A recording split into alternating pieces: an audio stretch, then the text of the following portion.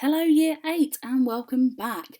Here's one for you before we get started. Can you work out what the word on the screen is? It's an anagram of something, but can you work out what it is?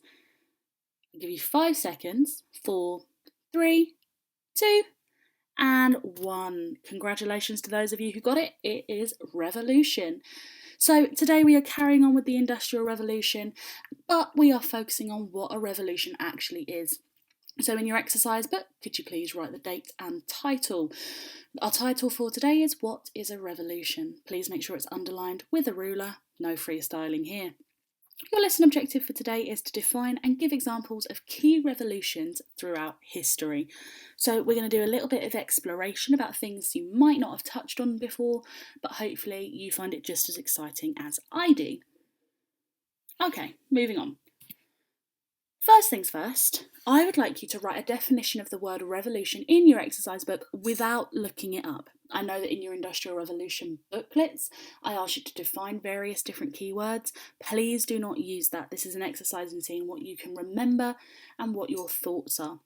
We will come back to this at the end of the lesson. So pause the video here, write down your definition, and then we will carry on. Okay. So we need to think about, is there a specific type of revolution?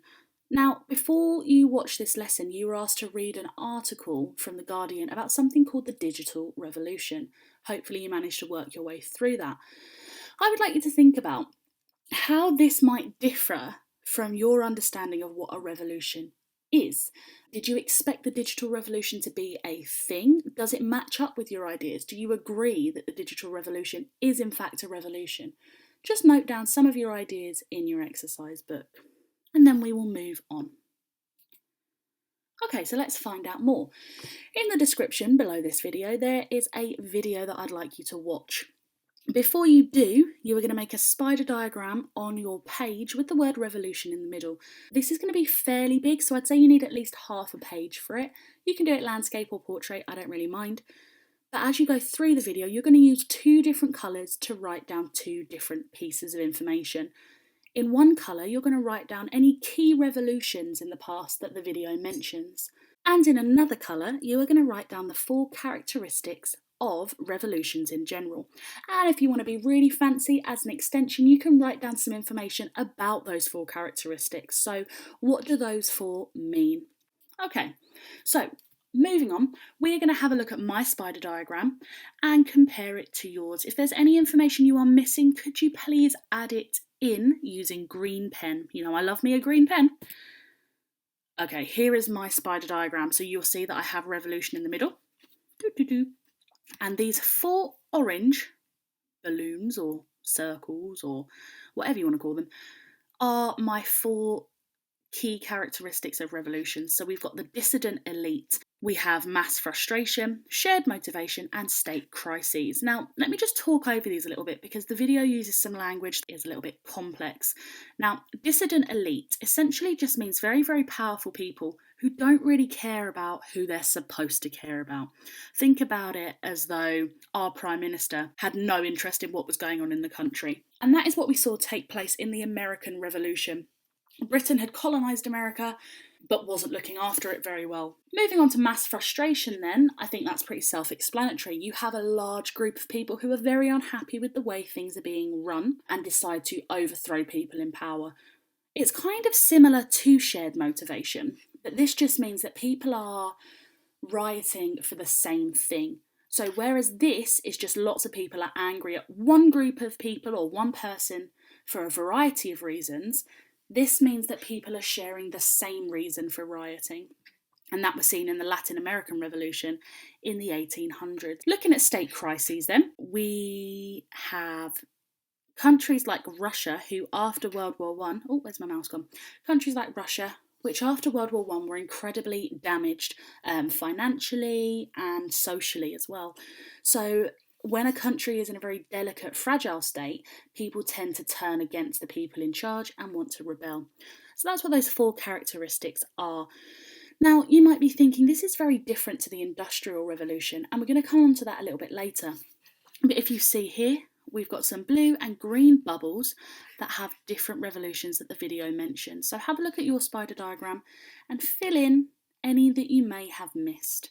So pause the video here, pad out your spider diagram with anything you may have missed, and obviously give it a little tick if you got it correct. Moving on then. We have a couple of different revolutions, starting with the French Revolution. So this happened in 1789, and essentially they wanted to get rid of the monarchy. They didn't like having a king and a queen, so they decided to chop off King Louis's head. All very drastic, and people think that France actually took inspiration from America because America's revolution happened just before the French Revolution. So a group of people saw another country rioting against their leaders and thought, hey, that's a really good idea, we can do that. Let's see what we've got next then. Now, talking about the American Revolution, here it is. The colonial conflict of 1765 to 1783 between American patriots, people who lived in America, and Great Britain, British civilians, had a war, or a revolution as some people like to call it, regarding the taxation and governing of the American settlements. Now, what that essentially means is American people were very unhappy with the way their country was being run by the British colonists, and so they decided to fight up against it. And you can see down here a definition of colony: a group of people of one nationality or race living in a foreign place. So in this instance, lots and lots of British people moved over to certain parts of America and colonised it by claiming it as their own land, and as you can imagine, American people weren't particularly happy about that.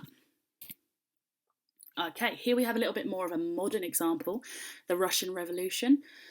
This was a period of political and social revolution across the Russian Empire, beginning with the abolition of the monarchy, like we saw in the French Revolution, but this happened in 1917, just after World War I, and ending with the establishment of the Soviet Union in 1923. Now, the Soviet Union goes on to cause quite a bit of trouble in the late 20th century, but we'll save that for year 9. What you need to know right now is Russia became something called a communist country after this revolution because they thought that would be a better way to lead their country. So all of these revolutions, very politically driven or economically driven, generally people are very unhappy with the way that things are going. So let's link this to the Industrial Revolution then. We've seen that politics, economy, and society and the mood of people in that country can lead to an uprising or a revolution. But you may be thinking, that's not what I saw in the Industrial Revolution. So this is slightly different in that it's a period of major industrialisation and innovation that took place during the late 1700s and early 1800s. The Industrial Revolution began in Great Britain and quickly spread throughout the world. Now, in this sense, revolution is focusing on a slightly different definition because it's talking about rapid development, rapid change, often for the good of the people. But you could argue that the Russian Revolution, American and French revolutions are rapid change for the good of the people. They just have slightly different backgrounds and they use slightly different equipment. In the Industrial Revolution, they use technology and factories and industry. And in those other revolutions we looked at, they are using human force, they're using rebellions, protests, weapons in some ways when they're actually fighting one another. So I think we can take the revolution and what it means in a slightly different way depending on the context. Revolutions happen all over the world, pretty much continuously, and it's really important that we all understand what we mean when we're using that language. When we're saying this was an industrial revolution, we need to know the impact that this time period is having on people. Okay, that's quite enough of me talking. Moving on. I would like you to write down how the Industrial Revolution is both similar and different to the other revolutions that we have looked at today. Give one similarity and one difference in your exercise book. So you could say one similarity between the Industrial Revolution and the others that I've looked at is, one difference between these revolutions is, blah, blah, blah, blah, blah. Fill in the blanks, okay? I'll leave you to that and I'll see you in just a moment. Okay, moving on. Finally then, coming back to your definition that you made at the start of the lesson on what a revolution actually is, read it through again. Do you still agree with what you wrote at the start of this lesson? If you do, you can write that at the bottom of your page. However, I'm hoping that your definitions of a revolution might have changed slightly. Perhaps you want to add an example. In that case, you could write a new definition of what a revolution is and use some of that knowledge we've gained this lesson to develop your definition even further. And that's it for today, Year 8. Stay safe, stay inside, and I will see you soon.